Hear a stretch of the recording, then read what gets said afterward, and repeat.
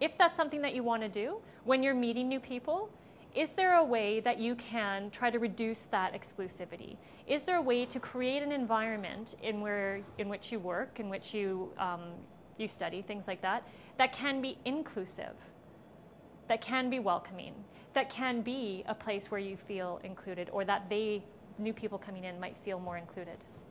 We're all in the spirit of inclusivity, but we sometimes completely forget how we're excluding someone. Because we never ask, how are we excluding someone? We're always trying to think, how can we include as many people as we can? Yeah. We don't think, how are we excluding someone from it? Yeah. So, yeah. Yeah. So let's just segue with that question. How can we create, and by we, I'll make a couple of different groups. So we here, we think about in your role as a Red Zone ambassador, an O chair with your college, as a student at York, as a member of the Toronto community, as a member of a community that's important to you, as a human being, however you want to define. How can we create more inclusive spaces and less exclusionary spaces? So what I'm going to do, or try to do, is have barrier-free events, or try to have barrier-free events, and also have a more a completely barrier-free campus. Tell me what you mean by that. So one example, and this is when I was president, and I completely did not think of this when helping my O-Chair plan. Some barriers are, if we're going upstairs and someone is in a wheelchair, that's a giant barrier.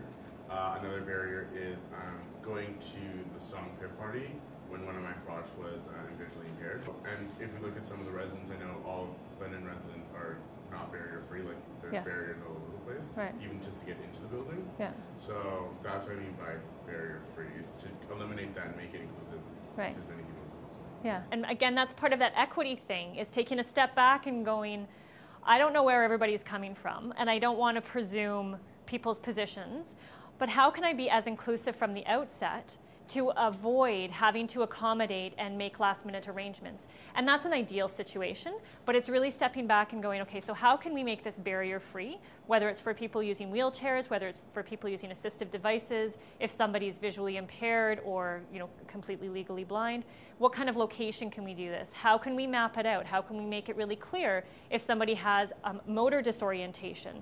Can we make sure that everybody's partnered up to be able to find the location? Is it a safe space in that, again, broad definition of safety? So barrier, the environment, the comments people are making, things like that. How do we do that planning so it's inclusive from the outset? I was going to say I would try to meet a person on the things that I know, like, that are guaranteed, that I'm a human being, they're a human being. Yeah.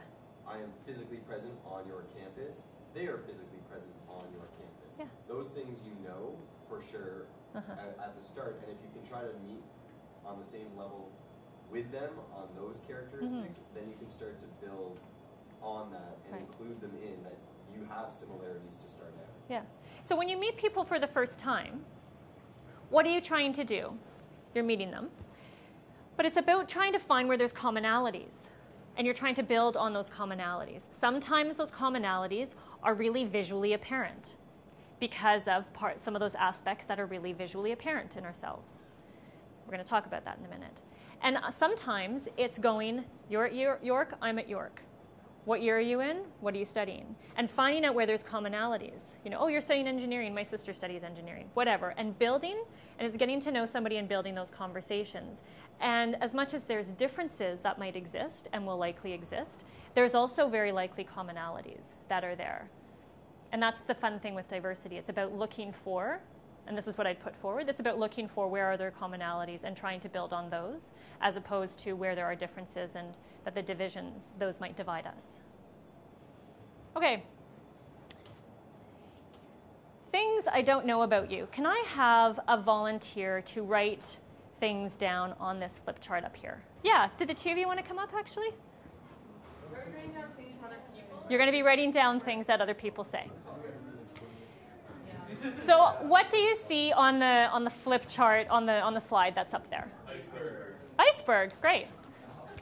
Some people are really quick at seeing that, and other people aren't. Here's some markers for you. Okay? So here's what we're going to do.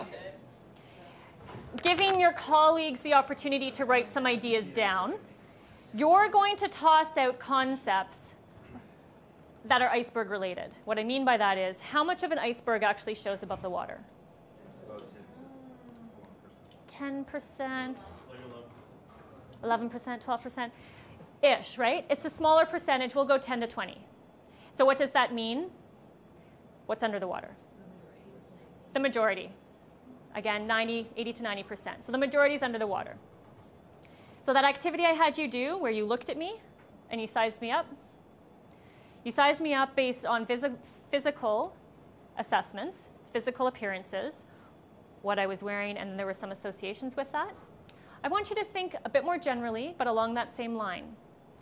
Physically, what's on the surface of a person? What's that iceberg, the tip part of the iceberg that you see when you look at somebody else? When you look at yourself in the mirror, what do you see? Ethnicity? Can we write anywhere? Yep, write anywhere you want. So if people are saying it's on top, yeah. Okay, so somebody's saying ethnicity is on the top. Skin color, but not ethnicity. Like you can know what color someone is, but you don't know where they're from. Okay, we're gonna toss them out, and then we're gonna talk a bit more about them. So ethnicity's been put up. What else has been put on? Gender, that would be on top. Okay, religious expression goes on top too. What else? Demeanor or personality. Demeanor or personality. So, for example, if you're a very hyper-energetic person, or as opposed to another person who's just really quiet, you can just tell. Okay. So how about somebody's expressing themselves? Okay. physical disability. Okay. Physical disability? Was that personality? Yeah. Personality expression. Physical disability? Yeah. These are all on the top. What else? Like level of affluence, like how much Yeah. money go back. Yeah. So socioeconomic status, maybe? Financial status? Okay. Yeah. Height and weight. Okay. We're looking for ideas that we're just going to get ideas out, and then we're going to talk through more of the examples of, does it actually fit here? Could it be somewhere else? Is this where it fits? So can you just put intelligence up there? Yeah. Okay, what other points? I don't know, like it's the stereotype, like how they were like blonde girls aren't as smart. Right. Based on their hair color. Okay. I'm going to take something from that. I'm going to take hair color. Okay. Eye color. Eye color.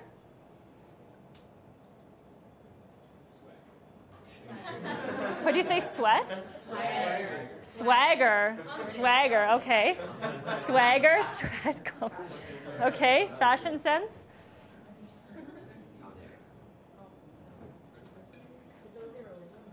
Religious expression, yeah. Okay, so we've got some ideas for the top. What would be under the surface? We don't have to do an exhaustive list because it will be very long, but go ahead. Place of birth. Okay. Education. Like their general, like their history of past experiences. Past experiences, okay. Sexuality. Sexuality. Values. Gender identity. Gender identity. We're whipping through these, sorry. Values, gender identity. Yeah. Family setting? Family setting. Can you tell me what you mean by that? How many siblings you have, if you come from a broken home, or Okay. Yeah, family status, yep. Okay. Socioeconomic status, yeah. Religious beliefs. Religious beliefs, yeah. Religious, spiritual beliefs. Common interests, or I guess like sports and music and stuff. Yeah. So interests. So like music, recreational interests. What books do you like to read? Things like that. Okay. Yeah. Physical and mental disabilities we go down there too. Okay. Okay. Oh, do we already? Yeah. Yeah. Past experiences. Okay. Yeah. What about like upbringing? Upbringing. Yeah. And even like cultural knowledge or whatnot? Like someone could grow up in another country and be white and then come here and speak like Japanese, like you don't know. Right.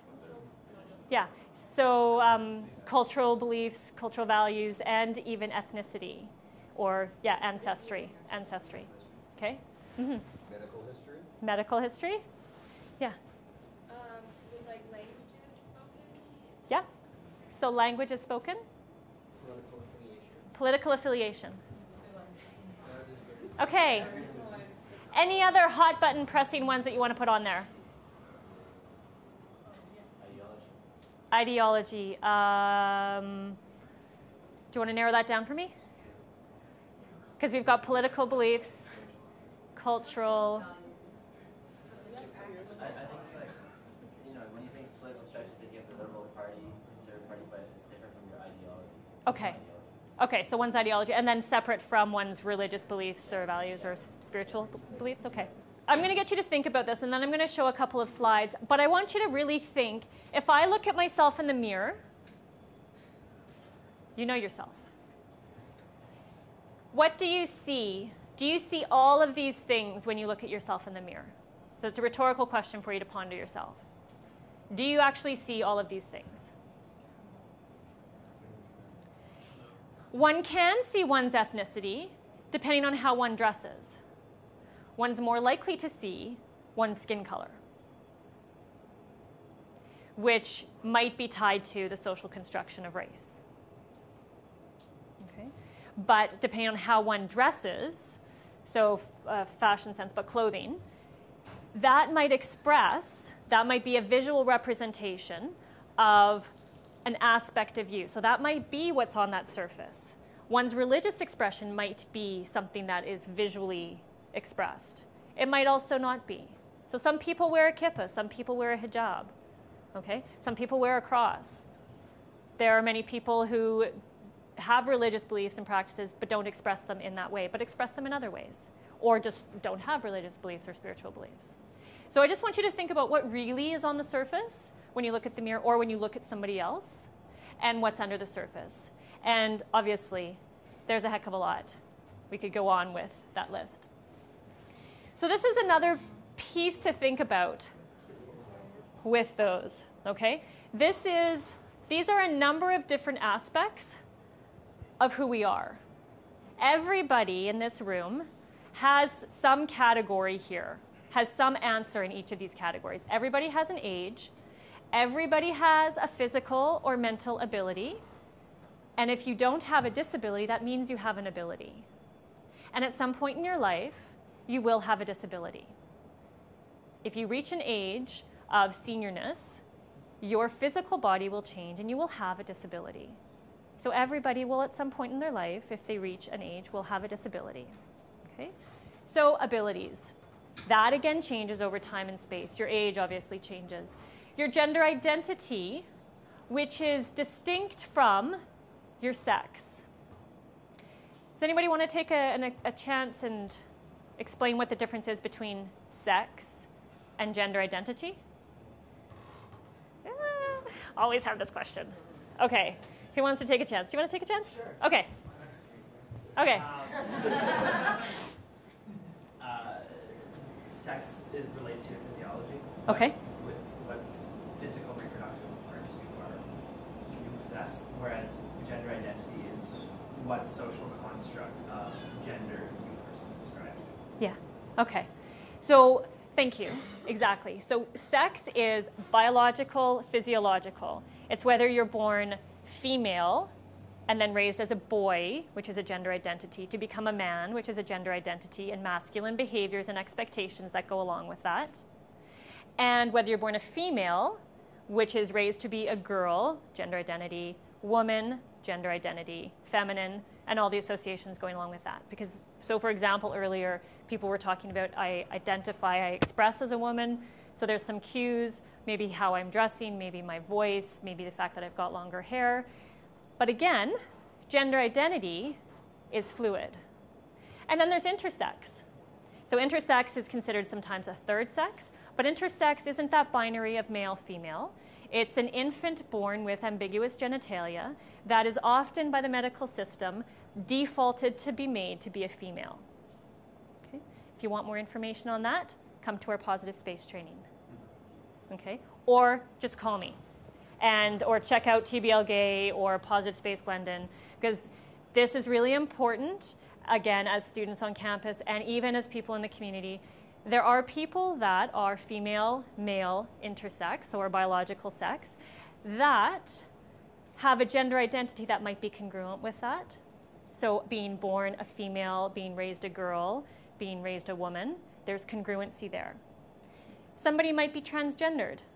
That mean they may dress gender ambiguously, be gender queer.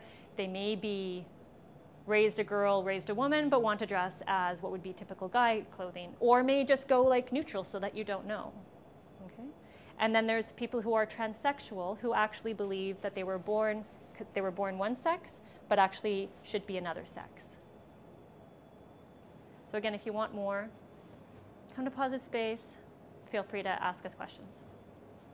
But we all have a gender identity. We all have a sexual orientation. Being asexual is a sexual orientation. Being heterosexual is a sexual orientation. Being lesbian, gay, bisexual is a sexual orientation. Socioeconomic status, we all have that. That's partly about class, the family that we grew up in, and the class that our family was brought up in. Parts of the identities that we have that we don't choose. Again, I've mentioned this already, but these are aspects that we have no control over. Our age, our ethnicity, our ancestry, because it's what our family has brought us up in, what we were born into, where we were born, our sexual orientation, race or color, things like that. Things that we might choose, again, that's part of that really big list beneath kind of the water. What we study, where we study. If I go back to the human rights piece and why we're talking about human rights but also diversity, is because we're all that flower and many things more that make up who we are. And some of those characteristics need to be protected under human rights legislation because we don't have choice over some of them. So there needs to be that protection and that dignity of the person so that there can be an equity, we can all kind of move towards that finish line in an equitable way. Yeah? I heard this argument before that people can choose their sexual orientation. What's the status on that? I think there's arguments and there's scientists that would say, yes, it is, scientists that would say, no, it isn't, and there's people who aren't scientists that are in both camps. By human rights legislation, and certainly by some scientific research, it's showing that it's not a choice. It's again, another aspect of who we are, but people will have different beliefs and values about that. People will have different beliefs and impressions of gender identity and gender expression, and many people don't even believe a third sex or intersex exists, or transgenderism exists. But if we're talking about, and so this comes back to how is this relevant to you at York and ideally as a human being, if you're wanting parts of you and all the different parts of you that are important to you, if you're wanting those parts of you to be tolerated, respected, or even appreciated, but even just tolerated, we'll go with tolerated. If you just want yourself to be tolerated and respected, then it kind of behooves you, as it behooves me and behooves us all, to at least respect that in others. Because there's an indivisibility that starts to happen with human rights. If I start to parcel out and say, well, you know, I want my rights as a queer identified white woman with some invisible disabilities to, if I want these to be enshrined and respected and guaranteed and protected, then I'm going to accept people who are white with invisible disabilities, who are women, and may have similar characteristics to me, but I'm not going to accept the fact that there's this religious observance. If I start doing that, who's to say that somebody's not going to come and say to me, but I don't accept that part in you. I don't accept the fact that your invisible disabilities are X, Y, Z. That's not an invisible disability, or that's not, you know, you can still get around. You don't have a physical disability, you have an invisible disability. So really, it's not that big of a deal. If we start parceling out and breaking apart what parts we accept and don't accept to allow for a full dignity of the person, then who's to say those parts in ourselves, in yourself, couldn't potentially be teased out and not protected? So you might not agree with how somebody practices their religion. You might not agree how somebody, if you're coming from the position of somebody having a sexual preference and a sexual lifestyle, you might not agree with that. However, by human rights legislation, it's enshrined, and if you want your dignity of the person you need to at least respect that dignity of other people, to not like break things apart. Next activity, and I'll tell you this is the last activity we do before we're going to wrap up. So I'd like you to take your piece of paper and in your groups, and kind of get back into your groups of 4 that you were in before, you're going to individually identify for yourself a group that's important for you. So that could be the fact that you're a York student. That could be that you're, whatever your leadership role is on campus. It could be one pieces of that flower that we went through. Something that is important for you, an important aspect that makes up who you are. So for me, for example, I describe myself as being a white, physically able-bodied woman with invisible disabilities, queer identified. I kind of grew, and having outdoor interests. So I kind of group around the fact that I'm a woman. That's a really important part for me. I'm a white woman, okay? So I would go through and now write down stereotypes of people that people have, positive and negative, of women, of white women. What I never want, or what I want people to know about my group, what I want people to actually understand, so demystifying some of the myths, I would say that. What I never want to see, hear, or experience again as a member of this group, as a white woman, and what I want my allies to do. So what you'd want your allies to do, what you'd want your supporters to do. People who support you that might not be in your exact group. So you're going to take some time, think of a group or an identity that's important to you, answer these questions for yourself. Once you've done that, you're going to get back into your group of 4 and talk about the activity, and you can share as little or as much as you want to about what you've written down in your group of 4.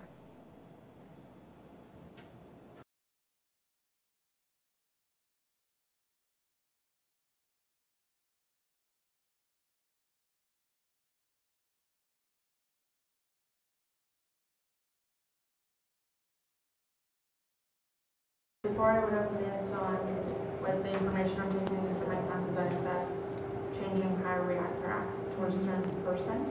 Now I will pay more attention if certain aspects of people's